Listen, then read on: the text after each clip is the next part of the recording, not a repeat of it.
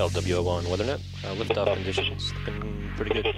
The STS is ready for launch. Ignition. Liftoff. Falcon 9 has cleared the tower.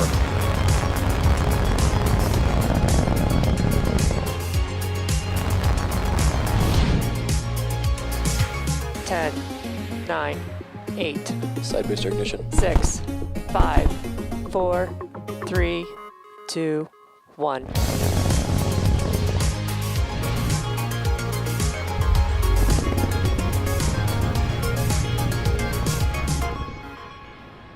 Good morning. It's Thursday, February 4th, and you're looking at a live view of Falcon 9 as it awaits its 1:19 a.m. Eastern Time launch from Space Launch Complex 40 at Cape Canaveral Space Force Station, Florida.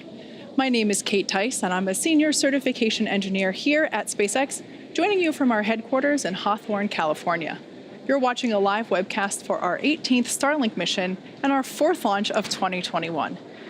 As many of you know, February is Black History Month here in the United States. Since 1976, the United States has designated the month of February as a time to recognize and celebrate the critical roles that Black people have had and continue to have in shaping our shared history.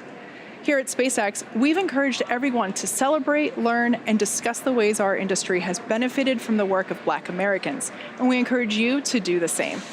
Speaking of work, the Starlink team has been hard at work in preparation for today's launch, as well as another Starlink launch that's set for about 24 hours from now at our neighboring launch pad 39A. As many of you know, Starlink is a constellation of satellites that can provide high-speed, low-latency internet all over the globe, particularly in remote or rural areas where connectivity is limited or completely unavailable. Over time, we continue to expand our coverage area as we launch more satellites. If you're interested in knowing if Starlink is available in your area, you can check that out by visiting starlink.com. At this point, we're currently at T-minus 9 minutes and 45 seconds and have been making forward progress in the countdown. About 45 minutes ago, at the T-minus 1 hour mark, our chief engineer held a technical poll. About 20 minutes later, our launch director held a propellant load and launch readiness go, no-go poll. With our team's go for launch, Falcon 9 started loading propellants at T-minus 35 minutes. Weather at the launch site is looking great, but we are keeping our eyes on weather for our recovery operations out in the Atlantic Ocean. But as of now, all systems are green for an on-time liftoff of 1:19 a.m. Eastern. With that, let's take a closer look at that rocket you see on your screen. You're looking at a live view of Falcon 9 standing 229 feet tall, which is slightly taller than a 21-story building. Falcon 9 is a reusable two-stage rocket designed and manufactured by SpaceX for the reliable and safe transport of people and payloads into Earth orbit and beyond. And if you happen to be down in the Cape Canaveral area right now, you'd notice that we have not one, but 2 rockets currently vertical, as you see there, one on each of our pads. On the left-hand side is the Starlink mission that's set to take off just a couple minutes from now. And on the right is another Starlink mission at our pad 39A at Kennedy Space Center. And that mission is currently targeted to launch this Friday. These 2 launches will mark our 4th and 5th launches already for 2021. So clearly a busy start, but off to a great start. Hopefully you can join us for our next Starlink mission later this week.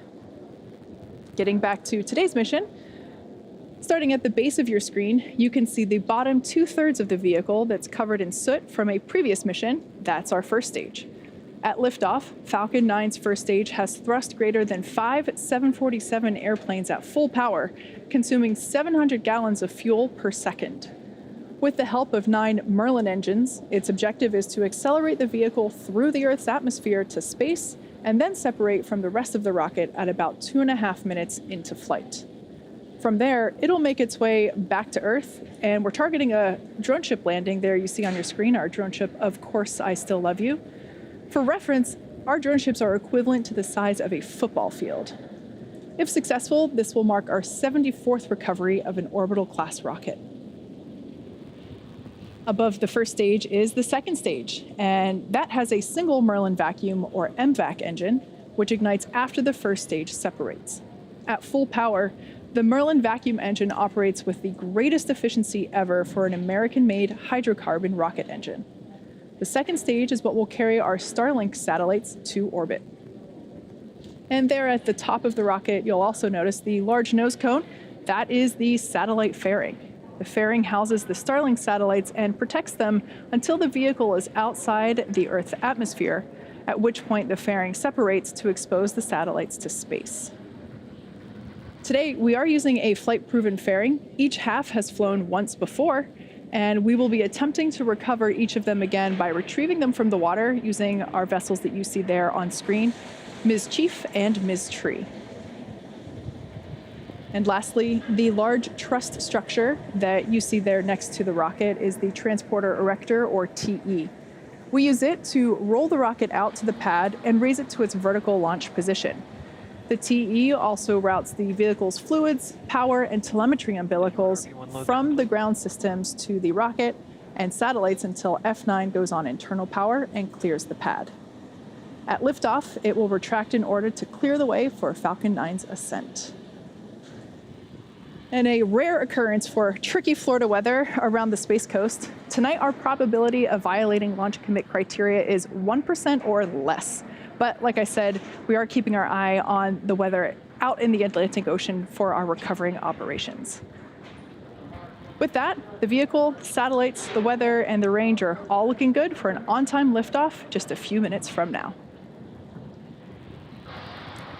Starlink is now delivering beta service both domestically and internationally, and the team will continue to push toward near global coverage of the populated world in 2021. During our beta program, users can expect to see data speeds vary from 50 megabits per second to 150 megabits per second, along with brief periods of no connectivity, and latency from 20 milliseconds to 40 milliseconds in most locations. As we launch more satellites, install more ground stations, and improve our networking software, data speed, latency, and uptime will all improve dramatically. Starlink is available to a limited number of users at this time, but if you're interested in finding out if Starlink is available in your neighborhood, head over to starlink.com.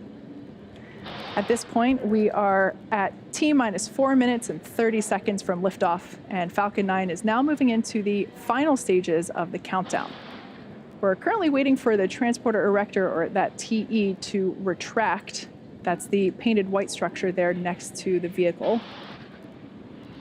And once it retracts, it may have already, there we go. We heard the call out, and you can see the cradle arms there. And it's moving to its pre-launch position, which is about 2 degrees away from the rocket. At liftoff, hydraulics will move that TE to a position of 45 degrees from the rocket. If you listen closely, you might be able to hear the hiss and pop of pressure venting from the vehicle and the plumbing in the Transporter Erector, and that's all completely normal. At this point in time, the first and second stages are both nearly fully loaded with 1 million pounds of kerosene fuel and liquid oxygen. Super chilled liquid oxygen is our propellant oxidizer, and it's that super chilled LOX that is creating those white clouds that you see there around Falcon 9. That happens when that super chilled liquid oxygen comes into contact with the ambient air around it. And there we heard the call. Strong back retraction is complete. So the first stage should be finishing up that prop load here in 10 seconds at T-minus 3 minutes, and second stage will wrap up prop load at T-minus 2 minutes. At T-minus 60 seconds, we'll hear the call out that Falcon 9 is in startup. This means that the rocket's autonomous internal flight computers have taken over the launch countdown. Just inside of T-minus 2 seconds, we light the Merlin M1D engines. We use T-Tab as our ignition fluid. When it mixes with oxygen, it burns a bright green-colored flame.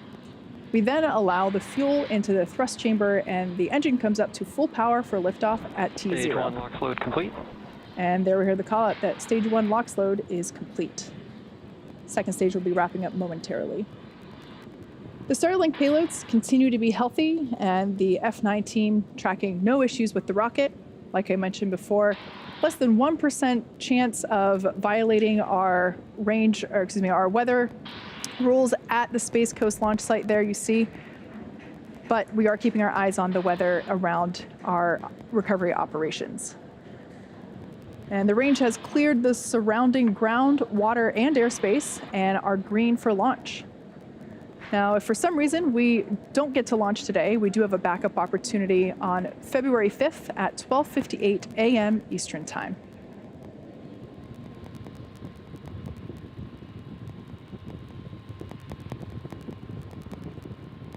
Like I mentioned, both the first and second stages are now fully loaded with propellant. The white cloud that you see venting there is just... Stage 2 LOX load complete. Oh, there we heard the call, final confirmation for that stage 2 LOX load. And the white cloud there is just the leftover liquid oxygen in the load lines there in the transporter erector, vaporizing as they come into contact with the ambient air. In just a few seconds, Falcon 9 will be in startup, and the first and second stages will begin to pressurize for launch.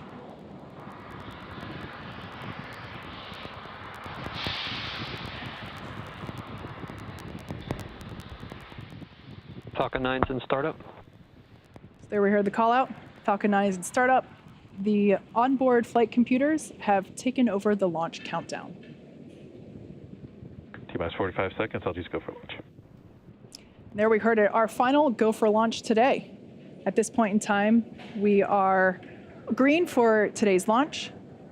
Let's listen in to the terminal count and watch as Falcon 9 takes 30 seconds. our stack of Starlink satellites into orbit.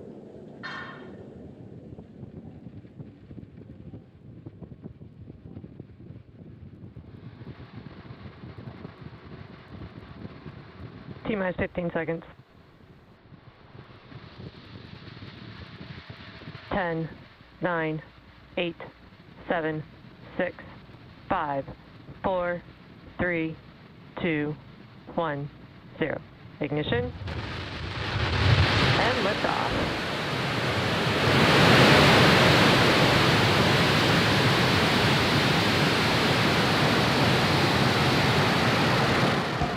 Vehicle is pitching downrange.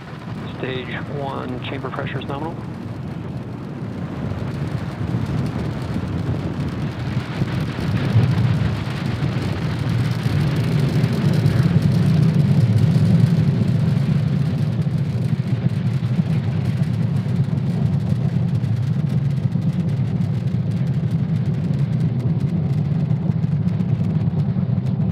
There we see Falcon 9 has successfully lifted off from Cape Canaveral Space Force Station, carrying our stack of Starlink satellites into orbit. There we just heard that power and telemetry are all nominal.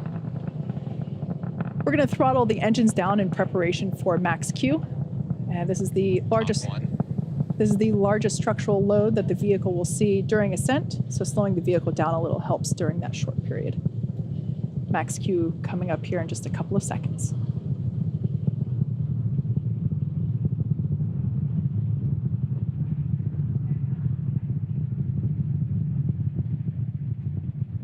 Max Q.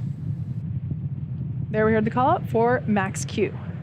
Now, in about a minute, the next three events will be happening back to back.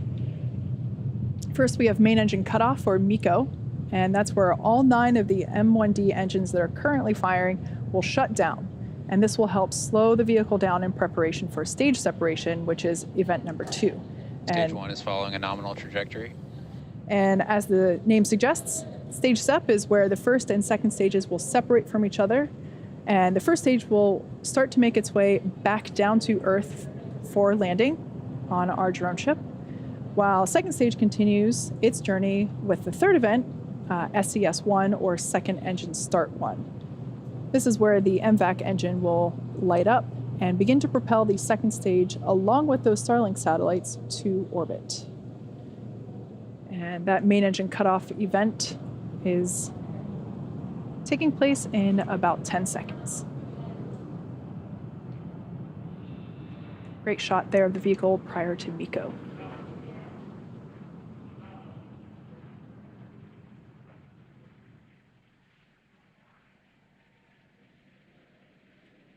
Main engine cutoff.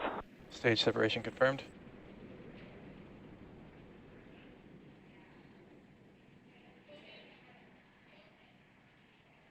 All right, all 3 of those events happening in quick succession prior to MVAC ignition there that you see. Caught a glimpse of, oh, and on the left-hand side of your screen, you can see the Space Coast illuminated by the night lights. That's an awesome shot there as we see the grid fins beginning their deployment. So everything looking great there on second stage. Bearing separation confirmed. We heard the verbal call out, and Both there on your vehicles are screen you can following see. nominal trajectories. All right, great news all around. We had fairing separation. Those we'll be attempting to recover those using our recovery vessels. Then we heard everything looking nominal for both first and second stages. It's dark on the left-hand side of your screen there as the Space Coast night lights fade out of view, but that first stage is going to be coming back down and making a landing. And in order to do so, it'll be executing 2 burns in order to make that drone ship landing. The first burn is the entry burn, where 3 of the M1D engines will reignite. This will help to slow the stage down as it re-enters the upper part of the Earth's atmosphere. The second burn is the landing burn, and that is Acquisition of signal, Bermuda. a single engine burn where we will reignite the center engine, and that will help bring the vehicle speed down rapidly in order to make a soft landing on our drone ship. Of course, I still love you. Everything continues to look great there. Trajectory looking nominal for second stage. Bright white glow coming from that MVAC nozzle.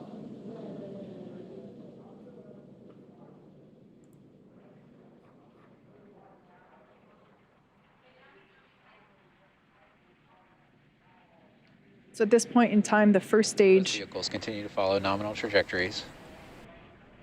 at this point, the first stage is now beginning to descend back to Earth.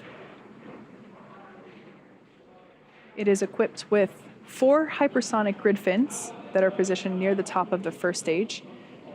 We don't have any light illuminating the vehicle at the moment, so can't really make them out on camera.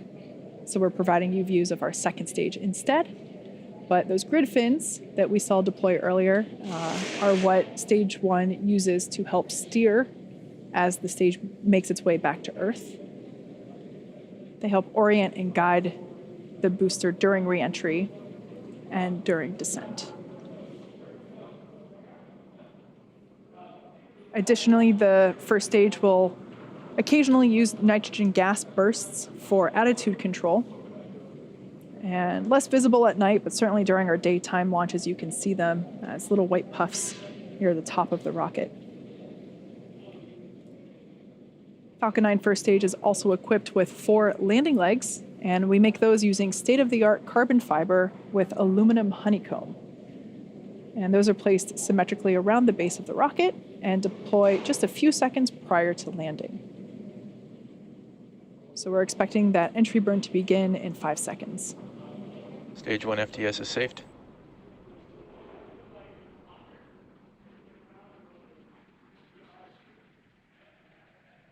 Stage 1 entry burn startup. All right, so this 20-second burn has just begun, and you can see that there on the left-hand side of your screen.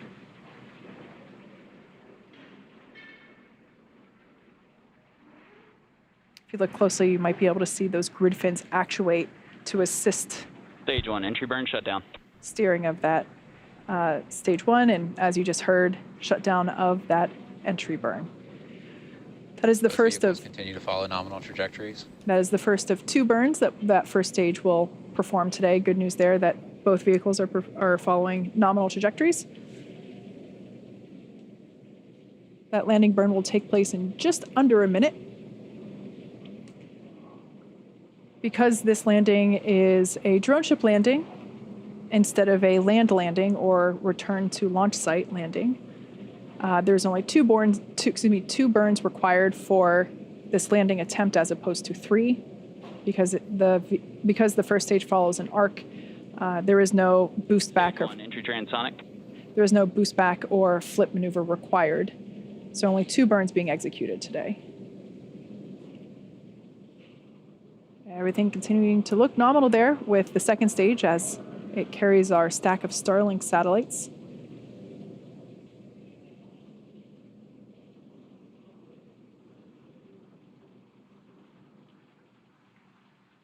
And that landing burn out. There we have a shot of the drone ship holding position in the Atlantic Ocean. Stage 1, landing burn startup. And there we can see the lights beginning to illuminate the platform and the waters around.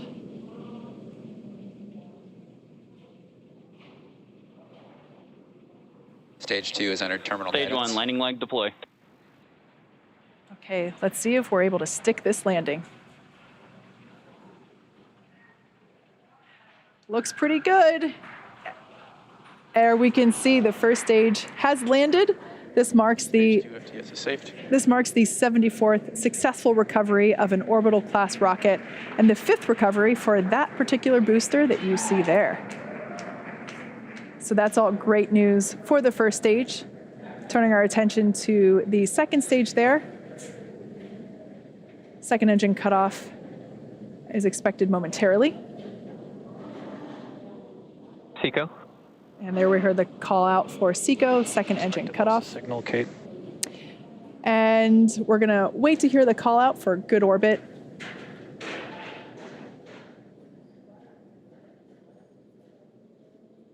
Nominal parking orbit insertion. Okay, there we just heard we got a good orbit there for second stage. It's gonna coast for a little bit in this orbit, actually for the next 35 minutes or so. While that happens, take a look at this animation showcasing where we are in the coast phase. We'll see you back here at T plus 45 minutes for a second stage relight.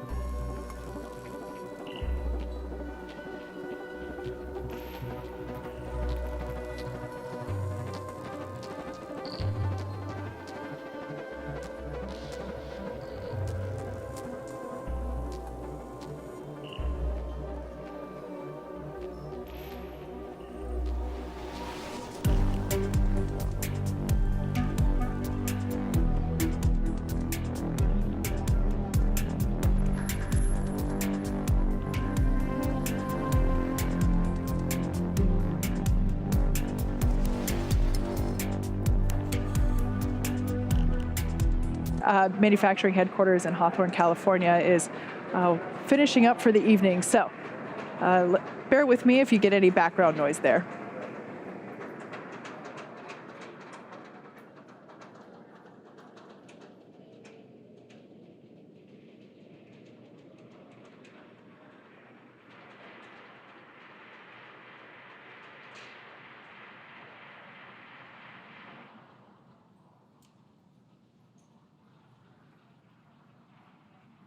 If you're just joining us, we are coming up to second engine start 2, or SCS2, the second and final burn for our MVAC engine this morning.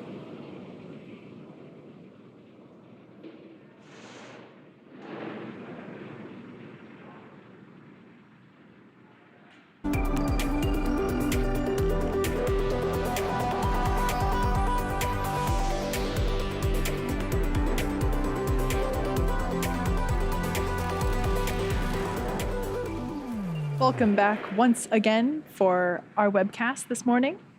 We had an on-time liftoff from Space Launch Complex 40 and first stage landing on our drone ship. At this point, second stage has completed its 2 MVAC burns, and we're now coming up on deployment of our Starlink satellites. That should be happening here just momentarily.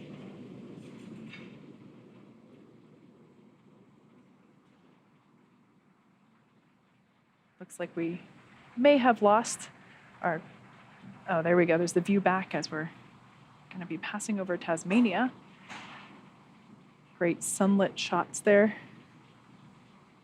At this point, the second stage has begun to spin a little bit so that the Starlink satellites have momentum to space out after deployment.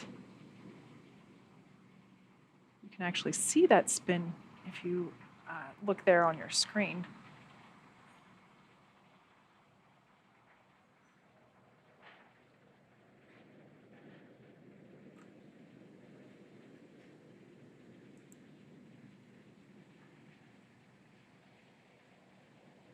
I'm hearing we might lose that ground station signal Payload separation confirmed. prior to deployment. Oh, but there we heard the call out, and we can see it on the screen. We've got deployment of this batch of Starlink satellites. There you can see that they are slowly separating. We ended up losing that signal, but just after that deployment. So as you might have noticed, they did begin to start slowly separating out from the second stage. Shortly, they'll be deploying their solar arrays, and over the next few days and weeks, they'll distance themselves out from each other and use their onboard ion thrusters to make their way to their operational orbit. But with that, we're going to bring our webcast to a close. Thank you to the Range and FAA for supporting today's mission. If you're interested in Starlink service, head over to starlink.com and sign up. Thanks for joining us, and have a great morning.